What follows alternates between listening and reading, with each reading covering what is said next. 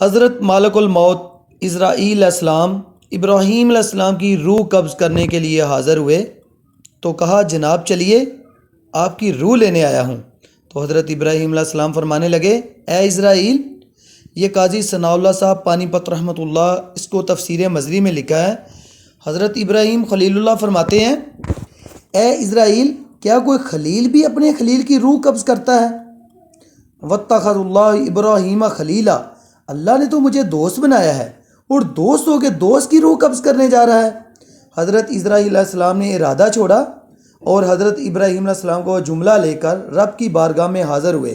عرض کی مالک جناب ابراہیم علیہ السلام نے فرمایا ہے کہ اللہ کی بارگاہ میں عرض کرو کہ مالک کیا کوئی خلیل بھی اپنے خلیل کی روح قبض کرتا ہے؟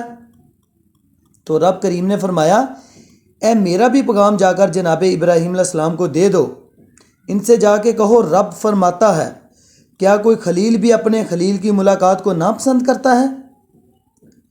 آپ کو تو ملنے کو بلایا جا رہا ہے، موت تو ایک پل ہے، یہاں سے گزر کے جا کے محبوب سے ملیں گے، تو کیا کوئی خلیل بھی ناپسند کرتا ہے وہ اپنے خلیل سے ملاقات نہ کرے؟